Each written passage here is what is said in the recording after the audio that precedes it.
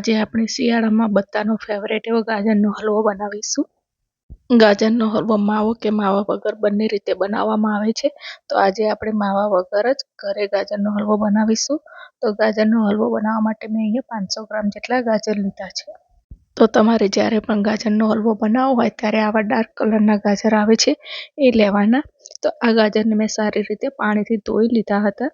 હવે આ ગાજરને આપણે પીલરની મદદથી ઉપરની છાલ છોલી દેવાની છે અને ધોવાથી એના ઉપરની ડસ્ટ ને ધૂળ બધી જતી રહેશે। તો આ રીતે આપણે બધા ગાજરને આપણે છોલી લઈશું અને એના આગળ અને પાછળનો ભાગને આપણે કટ કરી લઈશું। તો અહીંયા ગાજર આપણે લાલ હોય ને એવા લેવાના, કારણ કે એમાં સફેદ ભાગ ઓછો હોય છે। તો અહીંયા ગાજર પણ આપણે પાતળા લેવાના છે કે જેથી એકદમ સરસ એની છીણ પણ વધારે બને અને સફેદ ભાગ પણ ઓછો નીકળે।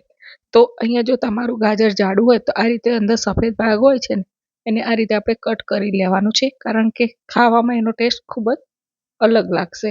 તો આ રીતે આપણે એનો અલગ કરી લઈશું અને હવે બધી ગાજરને આપણે છીણી લેવાની છે।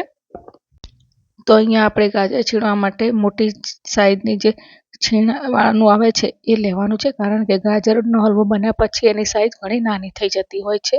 તો આ રીતે આપણે છીણીથી બધા જ ગાજરને છીણી લીધા છે। જો તમારે ગાજર છીણવાના હોય તો ચોપરમાં ચોપ પણ કરી શકો છો। હવે અહીંયા એક જાડા તળિયાવાળી કઢાઈ લઈશું, એની અંદર આપણે મોટી 2 ચમચી ઘી લેવાનું છે અને ઘી ગરમ થાય એટલે આપણે ગાજરની છીણ એની અંદર એડ કરવાની છે। તો આ રીતે ગાજરનો હલવો બનાવવા માટે તમારે જાડા તળિયાવાળી કે નોનસ્ટિક કઢાઈનો જ ઉપયોગ કરવાનો છે। તો હવે અહીંયા આપણે ગાજરને ઘીમાં થોડા સાંતળી લઈશું એટલે અહીંયા ગાજરની છીણ એકદમ થોડી સોફ્ટ થઈ જશે। તો અહીંયા ગાજરનું છીણ ઘી સાથે એકદમ સરસ મિક્સ કરી લેવાનું છે અને એને સાંતળી લેવાનું છે।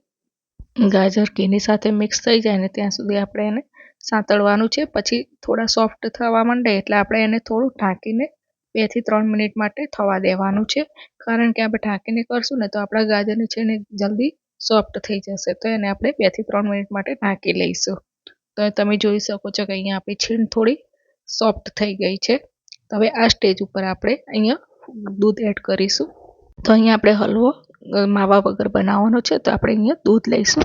તો 500 ગ્રામ ગાજરની છીણની સામે આપણે 500 ગ્રામ દૂધ લીધું છે। તો મેં અહીંયા 2 કપ ભરીને દૂધ લીધું છે। હવે અહીંયા દૂધને માવા મિક્સ છીણની સાથે સારી રીતે આપણે મિક્સ કરવાનું છે।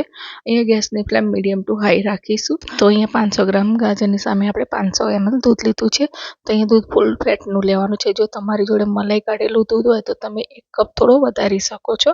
તો અહીંયા દૂધ અને ગાજર જેમ જેમ થશે એમ દૂધમાંથી કણીઓ પડવા લાગશે। તો તમે જોઈ શકો છો કે અહીંયા આપણા દૂધમાંથી કણીઓ પડી ગઈ છે અને હવે અહીંયા આપણે માવાની જગ્યાએ 2 મોટી ચમચી ઘરની મલાઈ લઈશું।